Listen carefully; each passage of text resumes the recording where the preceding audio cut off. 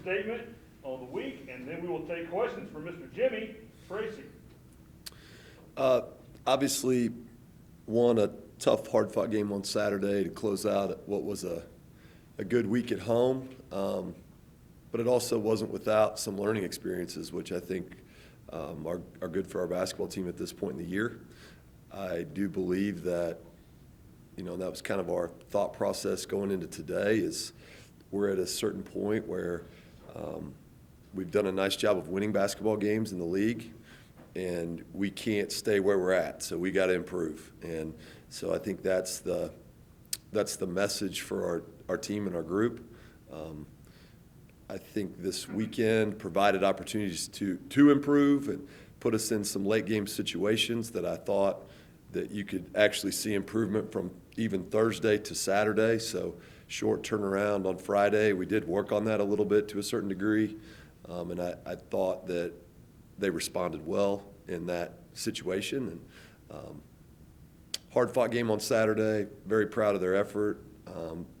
Very resilient effort out of both teams, really. FAU as well, and just got them into overtime with just enough, and then finally played well on both ends of the floor in the last 5 minutes, and didn't sweat at the very end, but we definitely sweated at the end of regulation. So this week, shifting to Middle Tennessee and UAB, always a challenging road trip when you play in Murfreesboro and down in Birmingham.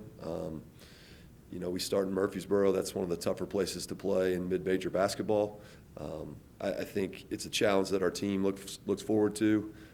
They're a high-quality team, very hard to score on, got offensive players really all over the floor. So we're going to have a tough mindset going in there. We're going to have to really stay together as a team and organization, and level-headed about the ups and downs that goes on for any team that tries to play well over there. So I think that's the thought process going in, continued improvement, and get ready mentally for the test that is Thursday night, and then hopefully leading into Saturday as well. Questions? Coach, whenever you all went to Middle Tennessee last year and had one of your better efforts of the season, what does that do for you, given the familiarity, given the success that you all had going into this matchup? How much does that play into it, or does it at all? Well, you hope it does from our perspective. From my perspective, you hope that there's some comfort in the fact that we can play well over there. I think year in and year out, it's a different challenge. So, I think we had actually won the last time we were there with it's a completely different group for them and for us. So, I think it's human nature to remember, hey, it went okay here last time we were here. So I think there is a level of that, but they're very well coached. They're very tough. It's a different team for them. So, schematically similar, but personnel-wise and stuff, it's almost a complete flip with who we're guarding. So there's not a lot of things that are similar. I would like to think that we're better too. So, I think it's both sides. But you're right. We played well in there the whole weekend. The second game was a good game too. We went toe-to-toe with them, and they hit a couple shots late that we didn't counter, but we were right there. And I thought competitively, I guess the thing I led in with is being competitively ready to answer the bell there. That's the first and most important thing for Thursday night at whatever time we tip. Coach, you could always pick a weekend and say, boy, this weekend's big, or that weekend's big. But, when you're going on the road and playing a team that's not too far from you down in the standings in your division, then you go to the West leader. So this will really be I wouldn't say a gut check, but it's a nice little barometer of where your girls are to have two really hard games on the road to say, okay, this is how we're into January. Let's work on February now. Yeah, I watched the KU Texas Tech game last night, men, Big Monday, and I heard Fran Fraschilla talking about how the Big 12 is now starting to kind of eat itself, I think was his terminology. If you look at our schedule coming up, it is very, very good. And, it starts with Middle Tennessee and UAB. We've got to play Middle again. If you look kind of where we're at and right below and right above, not a lot of people have taken losses. And we're all getting ready to play each other repeatedly for the next month and a half. And so I think that's one of those things that when you put yourself in a good position, you hope that your team understands that about it, that it's highly competitive. You're going to play really good teams every night, and you've got to stay level-headed through, short-term windows of good and bad, but both ways. You can't get too high when you're playing really well. You can't get too low if the other team is. And this weekend is, I think you're right because it's on the road. I think it's a little bit of a flip. I mean, Middle Tennessee is very highly thought of in our league every year. They were picked pretty high again with good reason. So there's that. And then UAB's had a really good bounce back year. They're very tough to guard. They always are. And they are leading the West right now. So one of the powers in the East and the leader in the West, and then it doesn't change after that. Old Dominion Charlotte at home is just one right after another.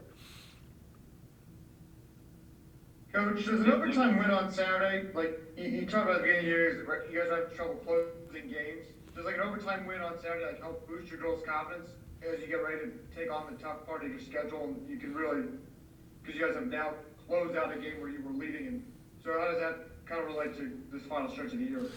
I think we have, over the course of the year, we've learned better how to close the game. I mean, I think you see that in fourth quarter performances that before this weekend that were kind of really, really outstanding, that really kind of eliminated the need for, hey, we really got to execute down the stretch. It was, a couple of those games we played so well for the first part of the fourth quarter that it was just kind of like we need to continue to compete and be organized on offense. Well, this weekend it was we need to get baskets. We need to get stops and find baskets on the other end. And so it was a little different challenge in that respect, but I do think that they're continuing to learn the things that win college basketball games. And we're not a finished product yet. I think our team understands that. But I also like their togetherness, their fight, where their head is, and I think that they will continue to improve, which that's the biggest key. And something that I started talking about a couple weeks ago is we're playing pretty well with good chemistry. How do you keep it there over the course of another 2 months, Well, and sort of touching off that point, your fourth quarter performances on the road have been stellar in conference play. You look at FAU on both ends of the floor. You look at Rice, both ends of the floor. Even against North Texas, it was sort of a matter of just getting that one, stop, and it kind of never came there in the fourth quarter. But it really seems like this team is coming together, and basically with a it's just us mentality in the fourth quarter when they're on the road backed up. Yeah, I think they have. Not I think. I know they have good togetherness. They have a good general thought of each other and what we're trying to get done. We're all on pretty much the same page there. And then we're old. I mean, we are. And I said that a lot early in the year.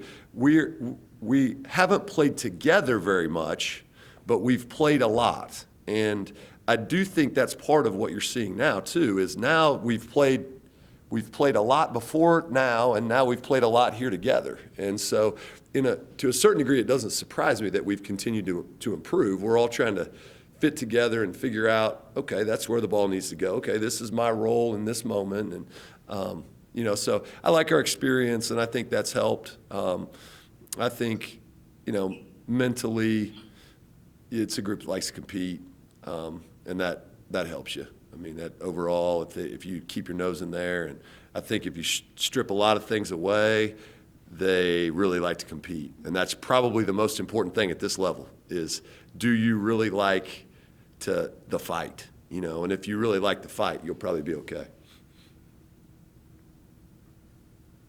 As you look at Middle Tennessee, obviously, he's had tons of success there. What they like to do, but what makes this team stand out from others that you faced in Middle Tennessee before? I think the breadth of quality offensive players that they're playing. You know, and really the speed at which they rebuilt. They had a great team last year. The transfers really gutted what they had on paper. They're just fine. I mean, the team that won the league last year would be challenged by the team they have now. You know, and it's a lot. It's inside, it's outside, and it comes in a variety of ways. Multiple shooters that you've got to cover, presence at the rim, and that makes it difficult.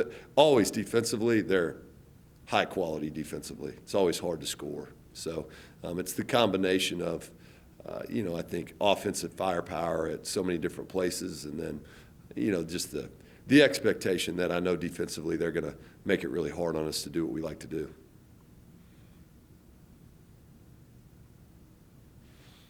Go Herd. Thanks, guys.